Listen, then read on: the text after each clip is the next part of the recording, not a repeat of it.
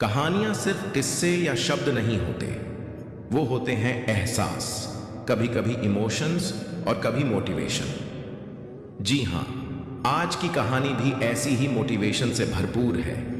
ये कहानी मेरी कुछ बेहतरीन कहानियों में से एक है, जिसका शीर्षक है बेस्ट मोटिवेशनल स्टोरी। ये कहानी आपको भी जीवन में लगातार आगे बढ़ने के लिए प्रोत्साहित करेगी।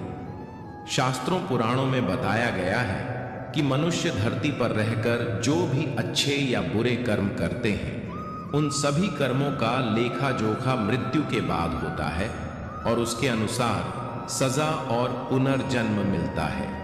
ईश्वर की दृष्टि में जो अच्छे कर्म यानी आपके काम होते हैं उसे पुण्य कहा जाता है, और जो बुरे कर्म होते हैं उन्हें पाप कहा जाता है। गरुड़ पुराण में उल्लेख मिलता है कि मनुष्य धरती पर जो कुछ भी पाप करता है, उन सभी पापों की अलग अलग सजा बारी बारी से मिलती है। यम के न्याय में किसी भी पाप की सजा से बचा नहीं जा सकता है। गरुड़ पुराण में बताया गया है कि परस्त्री पुरुष संबंध रखने वाले को लोहे के गर्म सलाखों को आलिंगन करवाया जाता है। जो पुरुष अपने गोत्र की स्त्री से संबंध बनाता है, उसे नर्क की यातना भोग कर लकड़बग्घा अथवा शाही के रूप में जन्म लेना पड़ता है। कुंवारी अथवा अल्पायु कन्या से संबंध बनाने वाले को नर्क की घोर यातना सहने के बाद अजगर योनि में आकर जन्म लेना पड़ता है। जो व्यक्ति काम भावना से पीड़ित होकर गुरु की पत्नी का मान भंग करता है, ऐसा व्यक्ति वर्षों तक नर्क की यातना सहने के बाद गिरगिट की योनि में जन्म लेता है। मित्र के साथ विश्वासघात करके उसके पत्नी से संबंध बनाने वाले को यमराज गधा की योनि में जन्म देते हैं। लेकिन व्यभिचार और धोखा देने से भी बड़ा एक पाप है, जिसकी सजा कठोर है। महाभारत के समय एक व्यक्ति ने ऐसा पाप किया था, लेकिन आज कल बहुत से लोग ऐसे पाप करने लगे हैं। जानिए वह पाप क्या है और इसकी सजा क्या है। भगवान श्री कृष्ण ने दृष्टि में जो सबसे बड़ा पाप है वह है भ्रूण हत्या। महाभारत युद्ध समाप्त होने के बाद जब द्रोणाचार्य के पुत्र अश्वत्थामा ने उत्तरा के गर्भ में पल रहे बालक परीक्षित पर ब्रह्मास्त्र का प्रयोग करके उसकी हत्या कर दी, तब भगवान श्री कृष्ण सबसे अधिक क्रोधित हुए थे। श्री कृष्ण ने उस समय ही यह घोषणा कर दी थी कि अश्वत्थामा का पाप सबसे बड़ा पाप है, क्योंकि उसने एक अजन्मे बालक की हत्या की थी। श्री कृष्ण ने इस पाप की सजा स्वयं अश्वत्थामा को दी थी। श्री कृष्ण ने अश्वत्थामा के सिर पर लगा चिंतामणि रत्न छीन लिया और शाप दिया कि तुमने जन्म तो देखा है, लेकिन मृत्यु को नहीं देख पाओगे। यानी जब तक सृष्टि रहेगी तुम धरती पर जीवित रहोगे और कष्ट प्राप्त करोगे। भ्रूण की हत्या करने वाले के लिए सबसे कठोर सजा निर्धारित है, और ऐसे व्यक्ति को कई युगों तक इस सजा का दंड भुगतना पड़ता है। हिंदू धर्म में सबसे पहले माता पिता के आशीर्वाद से सुबह की शुरुआत की जाती है। उन्हीं की कृपा से सुख समृद्धि व धन धान्य की अपार कृपा होती है। माता पिता के अच्छे व बुरे कर्मों का फल संतान को भी भोगना पड़ता है। वे कहते थे कि कभी भी पहल देनी है तो इंसान को देना, पैसा तो आनी जानी चीज है। यदि लंबे समय तक कामयाबी हासिल करनी है तो इंसानों के दिलों में राज करना आना चाहिए। धन्यवाद अनुरोध के लिए। यमराज की एक पुत्री थी जिसका नाम सुनीता था।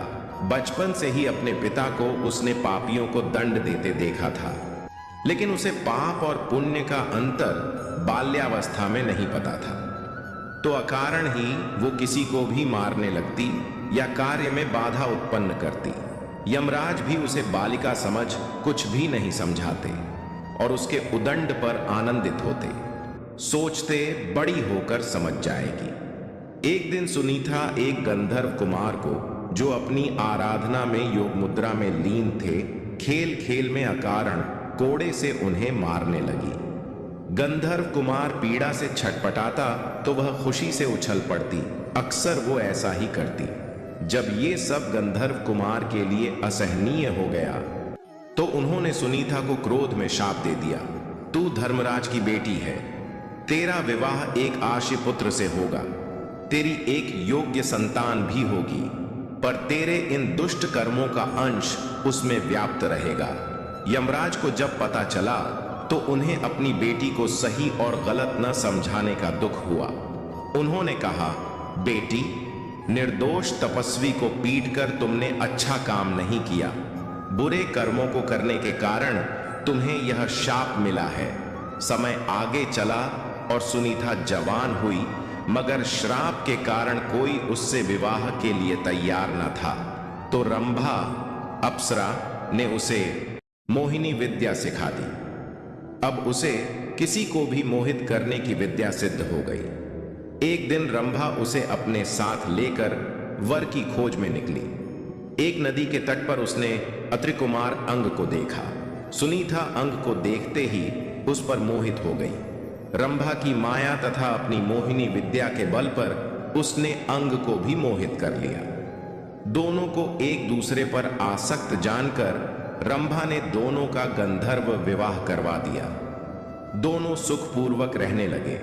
उन्हें एक पुत्र हुआ जिसका नाम वेण रखा गया।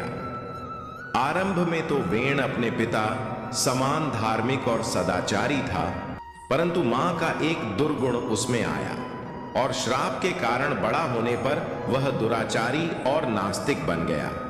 सुनीता समझ रही थी कि उसके संस्कारों का परिणाम शापग्रस्त इस पुत्र में उतर आया है। उसके हठ तथा उद्दंडता पर किसी का वश नहीं था, सब विवश थे। वेन की दुष्टता से प्रजा दुखी थी। महाराज अंग को अपयश मिलने लगा, जिससे बचने के लिए एक दिन निराश होकर अंग ने चुपके से घर ही त्याग दिया। अब वेन राजा बना और वेन राजा बनकर तो और प्रमत्त तथा अहंकारी हो गया। धार्मिक तथा सत्कार्य बंद हो गए, अराजकता फैल गई। आशी मुनियों ने प्रजा साथ मिलकर विद्रोह किया और वेण को पकड़ लिया और उसे प्रताड़ित कर राजा के पद से हटा दिया। सत्ता छिन जाने से वह असहाय हो गया। फिर उसके पुत्र पृथु को राजा बनाया गया। निश्चय ही आत्मा का प्रारब्ध होता है, लेकिन गर्भ धारण की अवधि में भी माता पिता और आसपास के अच्छे बुरे संस्कार प्रभाव डालते हैं। अभिमन्यु माता की गर्भ में ही सीख गया था। एक शिल्पकार के बच्चे को हुनर जन्म से प्राप्त होती है। प्रत्येक मनुष्य अपने पूर्व जन्म के प्रारब्ध और स्वतंत्र संस्कार साथ लाता है, जिसके कारण कुछ संतान अपने माता पिता से भिन्न होते हैं, लेकिन सिर्फ कुछ ही। ये अपवाद स्वरूप हैं। अधिकतर ऐसा ही देखा गया है कि जन्मदाता के रूप, गुण, स्वभाव आदि का प्रभाव बच्चे पर पड़ता है। माता को इसलिए तो गर्भवती होने पर अच्छे और संस्कारी बातें सुनाई जाती हैं और उसी आधार पर जन्म और वंश को प्रधानता दी गई है। दोस्तों, अगर हमारी स्टोरी से जुड़े आपके कुछ सवाल हैं तो आप हमें आर्टिकल के नीचे दिए कमेंट बॉक्स में बताएं। हम आप तक सही जानकारी पहुंचाने का प्रयास करते रहेंगे। अगर आपको यह स्टोरी अच्छी लगी है तो इसे शेयर जरूर करें।